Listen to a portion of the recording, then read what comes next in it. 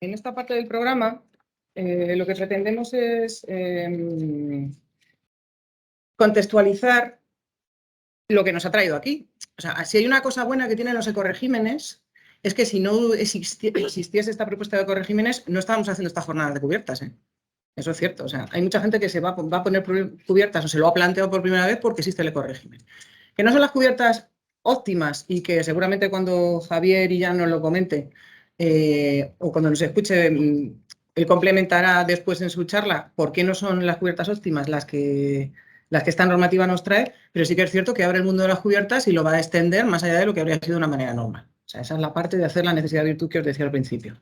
Entonces, vamos a intervenir en este caso yo primero y luego mi compañero Bienvenido Amorós, que es también técnico sectorial de cooperativas, para comentar yo el caso estricto de la normativa, tal y como está, y lo que sabemos actualizado a día de hoy, que hay algunas novedades sobre el tema de los ecoregímenes en leñosos, y luego posteriormente una visión más agronómica del cultivo leñoso que va a dar Bienvenido y del manejo de las cubiertas. En el caso de los ecoregímenes en cultivos leñosos y permanentes, y digo leñosos y permanentes porque también se va a aplicar, por ejemplo, las aromáticas, ¿vale? Vamos a contextualizar dónde estamos. Ahora mismo esta es la estructura de ayudas de la PAC, la que tenéis ahí reflejada, y como ha dicho Alberto, pues hay una parte importante del presupuesto que no es ni más ni menos que un 23%, que en realidad las ayudas al final pueden suponer incluso más que ese porcentaje si las miramos de manera individual en un expediente, van a consistir en ecoregímenes. Entonces, al menos pensarlo y al menos conocerlos todos los agricultores y todos los técnicos es necesario. Estamos hablando de esta parte del presupuesto, la que nos estamos jugando con esta ayuda. En el día de hoy van a recibir los agricultores en su móvil, si no, que me lo corrija Marian, 4 vídeos. Hola Marian, buenos días. 4 vídeos explicativos de los ecoregímenes, una de la parte general y 3 de ganadería, cultivos leñosos y cultivos herbáceos, ¿vale? Que ha editado la Consejería de Agricultura. Son vídeos de un tamaño medio, son unos 6-7 minutos. Son bastante didácticos y a mí personalmente me gustan. Está muy bien, lo van a recibir los agricultores en su móvil, más que nada para que, aparte de hacer estas charlas, tengan una didáctica en su móvil que la puedan mirar en cualquier momento. A los técnicos de nuestro grupo de técnicos de cooperativas se lo vamos a enviar esta tarde por correo electrónico para que lo puedan tener grabados en su disco duro. Y bueno, pues entre todos un poco contar cómo son los ecoregímenes y cómo funcionan.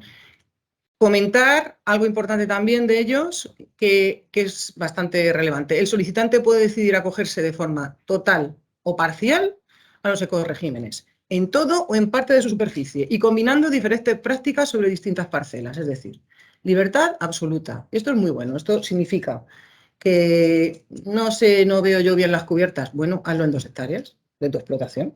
O haz una parte cubierta, sin otra parte espacios de biodiversidad, y la otra parte de la explotación no la cojas. O acógelo todo, pero el hecho de decirle a alguien no tienes necesidad de acoger todo al ecorégimen porque no estás en confianza completa, pues te da la posibilidad de hacer, digamos que pruebas, ensayos en tu explotación con una parte. Si está convencido, pues fenomenal. Cuanta más superficie se acoja, mejor. Pero esta libertad es bastante importante. Eso sí, se va a pagar una sola práctica por hectárea elegible. Por ejemplo, si dejo una cubierta vegetal, pero además incorporo restos de poda, no me van a pagar los 2 importes. Tendré yo que elegir en mi PAC cuál de los 2 ecoregímenes voy a realizar, ¿vale? Los ecoregímenes de cultivos leñosos en Castilla-La Mancha que afectan y que se pueden beneficiar son 3 en la tierra de cultivo permanente.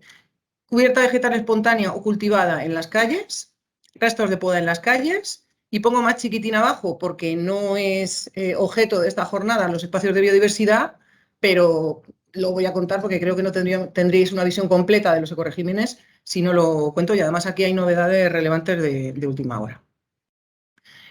Los ecoregímenes son 9. No solemos confundir la práctica con el ecorégimen. Los ecoregímenes son 9, que son 9 tipologías de cultivo que hay en Castilla-La Mancha, que son estas como veis. En el caso de los leñosos, nos afectan, tenemos estos 3 tipos de ecoregímenes, que son la división por pendiente, ¿vale? Aquellos cultivos leñosos con pendiente menor al 5%, en las prácticas que os voy a contar, las 6 y las 7, las de cubiertas, cobran 61,07 € por hectárea. En el caso de pendiente entre el 5 y el 10%, el importe sube a 113,95, Y en el caso de pendientes superiores al 10, el importe de quien haga un ecorégimen son 165,7 euros por hectárea. Existe la otra posibilidad, la de espacios de biodiversidad, que es una ayuda de 56, sea cual sea la pendiente y sea cual sea el cultivo, ¿vale? Este es el menú de dinero. Como veis, hay una cosa que se llama degresividad, que si no hay presupuesto suficiente para toda la gente que se acoge, a partir de la hectárea 15, la ayuda se rebaja en un 30% y se mantiene en el 70% para el resto de las hectáreas. Pero esto no es seguro, esto es en el que en las previsiones presupuestarias haya más solicitudes y no haya dinero suficiente, se hará la rebaja. Si no hay problemas con las solicitudes, pues no habrá esa rebaja de degresividad a partir de la hectárea 15. ¿Vale? Y en el caso de el ecorégimen de biodiversidad, no aplica. Empezamos con la primera práctica. Cubiertas vegetales vivas, y vamos a empezar a acordarnos ya de los códigos, porque vamos a tener que hablar mucho de ellos, que es la P6. ¿Qué hectáreas son elegibles para cobrar este tipo de ecorégimen? Las hectáreas de cultivos leñosos sobre las que se realice esa práctica. Es decir, si de mi explotación de 20 hectáreas de pistachos elijo 10, cobro sobre 10 y tengo que cumplir lo que os vaya a decir a continuación en esas 10, no en toda mi explotación, solo en las acogidas. Tenemos un compromiso anual de mantener una cubierta vegetal espontánea o sembrada en las calles del cultivo, en todas las calles de cultivo, durante todo el año, ya sea viva o gostada. El objetivo principal es que el suelo no permanezca desnudo en ningún momento del año. O sea, que preguntas, ¿cómo me lo puedo retirar cuando lo sigue? No, estamos hablando de cubierto durante todo el año. No hay un listado de especies recomendables y no se puede pasar el ganado. ¿De acuerdo? La cubierta no se puede pasar el ganado porque la siega, porque tiene que quedar allí, si se siega, tiene que quedar allí el material vegetal y si se lo come el ganado, pues no queda allí. Entonces, por eso no se puede pasar. La cubierta tiene que permanecer viva sobre el terreno entre el 15 de diciembre y el 15 de febrero. Estaba en 4 meses a nivel ministerial, se ha rebajado a 2 meses en Castilla-La Mancha. Y esta es la parte en la que tiene que permanecer viva. Y esto es una resolución que ha publicado la Consejería hace no mucho tiempo de flexibilidad en Castilla-La Mancha. El manejo, como he anticipado, es mediante medios mecánicos, siga mecánica o con un desbroce. Y se tiene que depositar en el terreno los restos de esta siga o de este desbroce. Y no está determinado el número de pases. En las primeras versiones de los decretos sí que decían que había que dar 2 pases mínimo, no está determinado. Simplemente el sistema de control que sepamos que es siega y desbroce. No se permite el uso de herbicida en la cubierta, pero sí en los laterales, es decir, en las líneas y en los ruedos de los árboles, sí se permite tanto un manejo químico como un manejo mecánico. Y en el caso excepcional de alguna plaga o de algún problema fitosanitario grave, pues con un informe técnico sí se podría dejar un tratamiento, pero eso son excepciones y la generalidad es que no se permite el uso de herbicidas. Y la anchura de la cubierta tiene que ser, en el momento de máxima vegetación del cultivo principal, pues cogemos la anchura libre de copa, sacamos un 40% y esa es la anchura mínima que tiene que cubrir. ¿De acuerdo? Y en el caso de por condicionalidad, si tenemos una pendiente superior al 10%, ya la condicionalidad nos pide 1 metro. Entonces, como esto tenemos que cumplir la condicionalidad hacia arriba, si tengo más de un 10% de pendiente, tendré que cumplir 1 metro de cubierta más esa distancia del 40% de la anchura libre de copa. O sea, una parcela que, por ejemplo, tuviese que cumplir 2 metros en llano, si tiene más de un 10% de pendiente, tendría que cumplir 3 metros, 1 metro más. ¿Vale? Y es importante que hay que apuntar en el cuaderno de campo digital, que esa es otra que se nos viene y que todavía no hemos terminado de explicar. El cuaderno de campo digital obligatorio para todo el mundo, online, en la nube, habrá que apuntar la anchura de la calle y la anchura libre de copa 15 días antes del periodo en el que acaban esos 2 meses de la cubierta viva. O sea que el 1 de febrero habrá como máximo que apuntar la anchura de la calle y la anchura libre de copa, pues sí, para cumplimiento de la normativa para la ayuda o para una inspección o control administrativo. Vale, esa es la primera de las prácticas. 2 cosas más que suelen ser duda. Laboreo, ¿puedo laborear? ¿No puedo laborear? Entonces, otra de las excepciones y flexibilidades de Castilla-La Mancha es que se permiten labores verticales superficiales que no supongan en ningún caso modificación de la estructura del suelo ni la desaparición de la cubierta, ¿vale? Y que no impidan alcanzar los beneficios ambientales. Entonces, aquí la pregunta es, ¿qué aperos puedo usar? Bueno, pues tenemos que usar aquellos aperos que hagan exactamente eso. No volteen y la cubierta esté por encima. Podemos usar vibrocultivadores. Hay gente que dice que la cola de golondrina no porque da demasiada vuelta al terreno. un poco estamos hablando de rasgar, partir algo a la cubierta, pero en ningún momento tiene que enterrarse ni incorporarse porque el objetivo del ecoesquema es que esté encima del terreno. Y luego, ¿desde cuándo será necesario tenerlas puestas y mantener las cubiertas vegetales? Claro está, depende de la decisión del agricultor, pero en ningún caso una fecha posterior al periodo en el que hasta el cual la cubierta tiene que estar viva, tiene que empezar a estar viva, con lo cual sería teóricamente el 15 de diciembre. Con lo cual, cuanto antes el agricultor tenga establecida la cubierta, porque el compromiso es anual, pues antes la podrá quitar. Si la pone el 15 de diciembre, tiene que tenerla hasta el 15 de diciembre. Si la pone el año que viene ya, porque ya estamos un poco tarde, si el año que viene la pone en octubre, pues la tiene que mantener hasta octubre del año siguiente, porque tiene que estar 12 meses. Y luego, y muy importante en los ecoregímenes, muy importante para luego no tener problemas, las fotos geoetiquetadas. Si yo he implantado una cubierta vegetal y por lo que sea luego tengo problemas, no nace o me hacen una foto de monitorización porque todo esto no está todavía bien engrasado en los controles, las fotos geoetiquetadas sacadas con el SGA son una fuente de seguridad bastante grande, ¿vale? Entonces quien haga este tipo de corregímenes, yo le recomiendo hacer una fotejo el día que la implante la cubierta o el día que siegue o que desbroce, etc. El siguiente corregimen, el segundo, que podemos hacer en cultivos leñosos. Ahora lo que vamos pensando en la cabeza es, ¿y esto con una gestión de cubierta real cómo se puede compatibilizar? Compromiso expreso de no quemar los restos de poda en ninguna de las parcelas acogidas al ecorégimen, ¿vale? Ya he dicho, he puesto el ejemplo anterior de que puedo tener 20 hectáreas y acoger solo 10 al ecorégimen. En esas 10 es en donde no tengo que quemar restos de poda.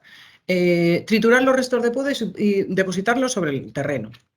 Y tengo que tener una cantidad suficiente de restos de poda que me cubran ese 40% de la anchura libre de copa. Si tengo miedo, si podo y veo que mis restos de poda no parece que esté cubierto esa anchura, pues no me la voy a jugar. Tengo que pensar que si aquí va a venir un inspector y va a ver que no hay cubierta vegetal, la frondosidad de la cubierta no está dicha, pero bueno, tiene que ser una cosa lógica, tenemos que usar el sentido común.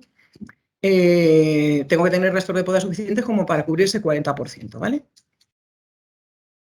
Y va a afectar a todas las calles de las parcelas. Lo usual es cuando se pueda cubrir una calle sí, una no. En este caso tenemos que cambiar un poco el sistema de trabajo porque tenemos que cubrir todas las calles de las parcelas.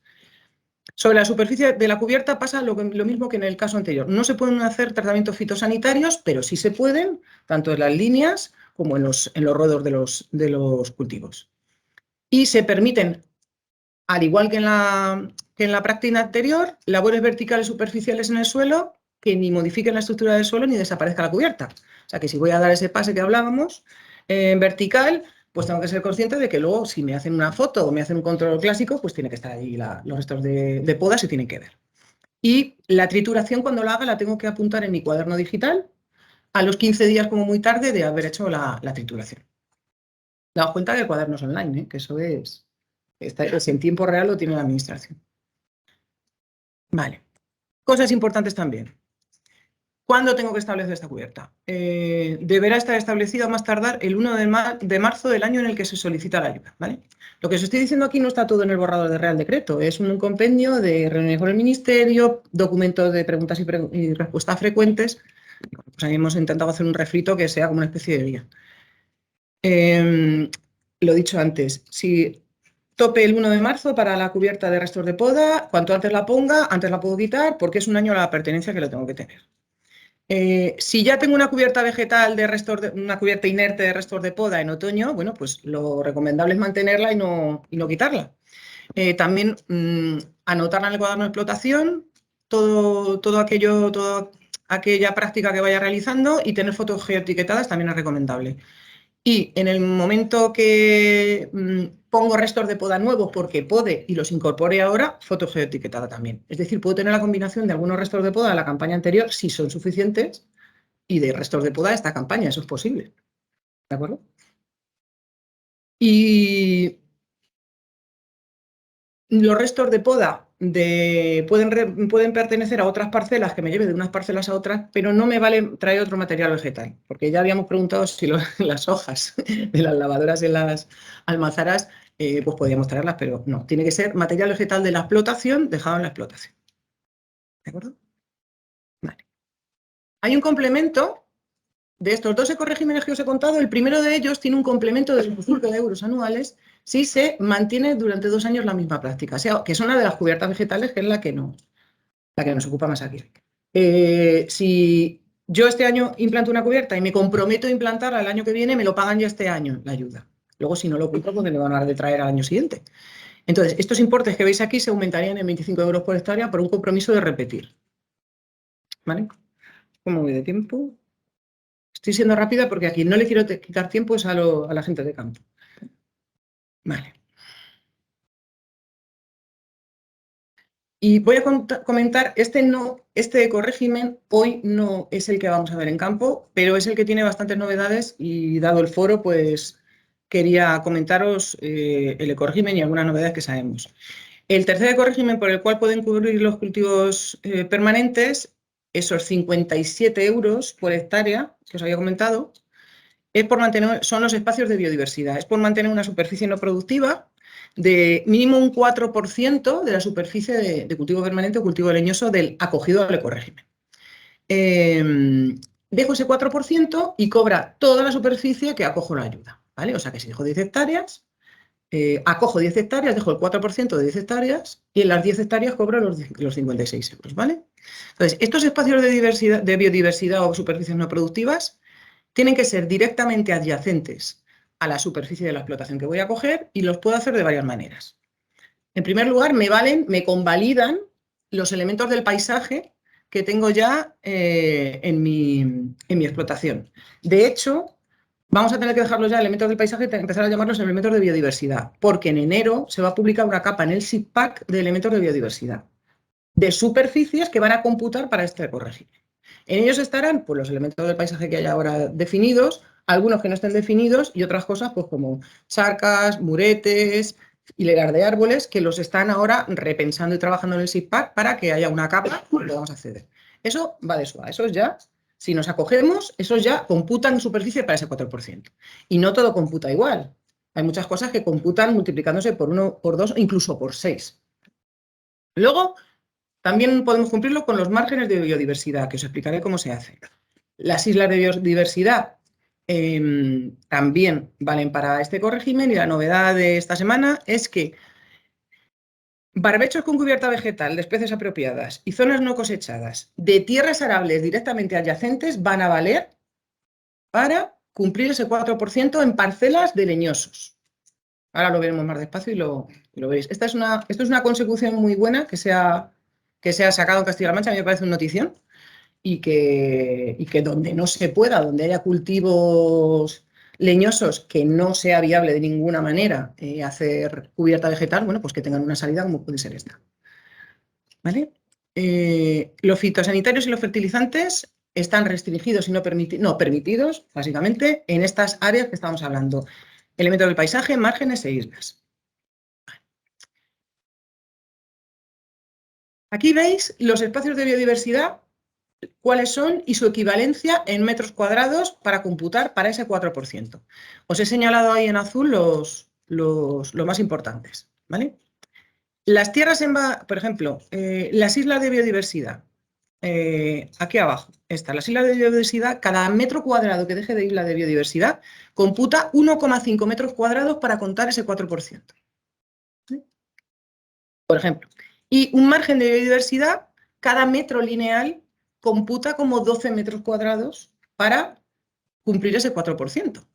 Ahora os pondré un ejemplo práctico para que lo veáis. Entonces, esa tabla de equivalencias es importante tenerla. ¿Qué es un margen? Vamos a empezar por estos. Los márgenes de biodiversidad. Bueno, pues los márgenes de biodiversidad son franjas de terrenos de vegetación que se implantan en las parcelas, que se siembran activamente. No es lo que sale, se siembran. ¿De qué se siembran? De 2 familias implantadas de un listado. Y hay que elegir dos familias distintas del listado que os voy a poner. En algún momento esas especies implantadas en el campo tienen que suponer más del 50% de esa vegetación del margen, ¿vale? No tienen ningún fin productivo. Pone que se permite la siega de las malas hierbas, pero no se llegó para... Pues si la siega las malas hierbas, siega las buenas también. Y las buenas son las familias implantadas. No se pueden pastar, por tanto, antes del 1 de septiembre.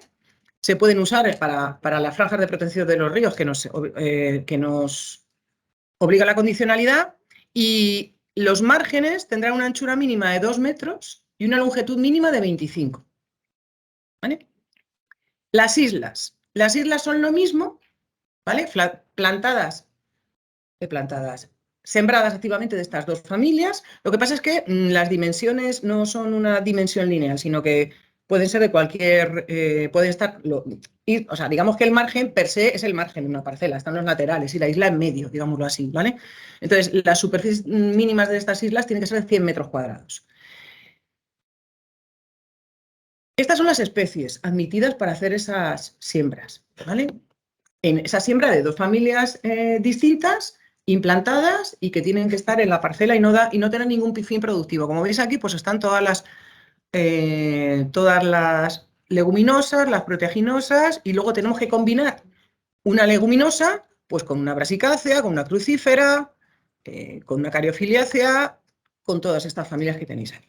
Entonces, bueno, pues la gente dice, bueno, pues pongo una beza y una camelina, o pongo unos hieros y un girasol. Aquí la gente pues hace sus componendas en función del material vegetal que pueda obtener, ¿vale? Entonces, esas implantaciones son las que tienen que estar encima, se tienen en algún momento del ciclo vegetativo, tienen que ser las predominantes en la parcela cuando vayan a verlo. Voy a poner un pequeño ejemplo y ya termino, y dejo a mi compañero bienvenido, sobre cómo se haría esto. Me la juego, ¿eh?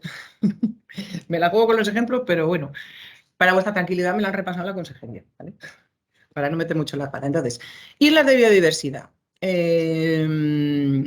Computan por 1,5, como os he dicho, los márgenes de biodiversidad por 12 y los barbechos de biodiversidad en tierras arables y espacios de cereales o oleaginosas sin cosechar, colindantes. Hay un escrito de la presidenta del FEGA por correo electrónico a las comunidades autónomas y todavía no lo han publicado, pero lo van a publicar en la página del FEGA que estamos hablando, ¿vale?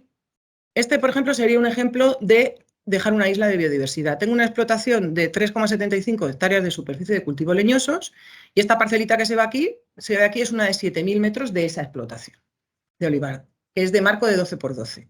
Entonces, el titular decide hacer espacios de biodiversidad y elige hacer todos los de la explotación en esta parcela mencionada. Tengo 3,75, lo voy a hacer en esta parcela de 7.000. Y lo voy a hacer dejando islas de biodiversidad. Entonces, esta sería la isla de biodiversidad. Deja una isla de 10 metros de ancho entre las calles del olivar de 12 por 12 por 100 de longitud, y como las islas computan por 1,5, lo que estoy haciendo es que 3,75, que es mi explotación, tengo que dejar el 4%. Esos son 1.500 metros cuadrados, ¿vale? De isla de biodiversidad. Como la isla computa por 1,5, no tengo que dejar 1.500, tengo que dejar solo 1.000. Entonces dejo esta isla de 10% y cumpliría. ¿Vale? 1.000 metros cuadrados de isla. Otro ejemplo sería si lo quiero dejar con márgenes, que sería esta parte amarilla.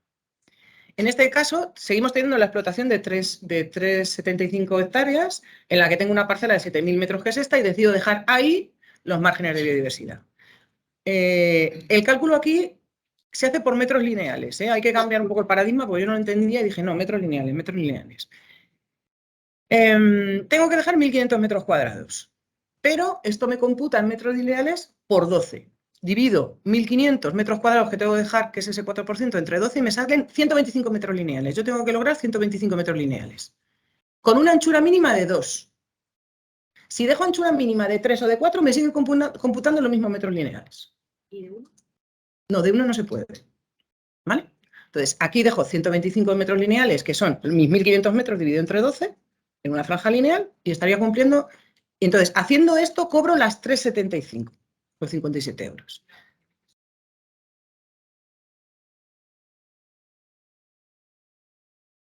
Las de la lista de familias que te he puesto antes, que por cierto la lista se acaba de renovar. Y luego esto es un mixto. Una parte de isla, en este caso, que corta un cacho y corta otro, pues hacemos los cálculos y dividimos entre 2. En este ejemplo, dejo 750 metros cuadrados con márgenes, esta parte, y el resto de 750 metros cuadrados, pues lo hago con una isla. Divido entre 1,5 y lo que me salgan metros cuadrados, ¿vale? Y esto sería otra manera para hacerlo. Luego está la manera más novedosa. Esto ya lo sabíamos que era así, pasa que no le habíamos puesto mucha cara. Y la manera más novedosa, y este es un tema de diapositiva, es dejando barbechos de biodiversidad o espacios de cereales sin cosechar en tierras arables. Esta es la parte que me pueden cambiar, ¿vale? Lo digo para los que os vamos a pasar la presentación, los que estéis haciendo fotos. Me lo pueden cambiar. Lo pueden cambiar, pero las últimas noticias que tenemos es que se podría hacer esto. Esta sería la explotación de 375. Un viñedo, un frutor de cáscara y el olivar que estábamos hablando, 375. Y resulta que tengo aquí una tierra arable adyacente. Teóricamente se ha conseguido en Castilla-La Mancha que esos 1.500 metros cuadrados de no cosechado o de barbecho de biodiversidad lo pueda poner aquí, en la tierra arable. Este ejemplo es con una tierra arable normal, pero pensad en los cabeceros de cultivo, donde dan la vuelta a las máquinas. Es muy útil. Habrá gente que a lo mejor le hace falta para dar la vuelta, pero habrá gente que a lo mejor le viene bien esa tierra arable, ¿vale? Y con esto, esta es la parte de legislación. Es lo menos importante de la jornada de hoy, pero sí que es la causa por la que en el fondo estamos aquí y tenemos que intentar hacer de la necesidad virtud con todo lo que aprendamos ahí, intentar ponerlo a este tema.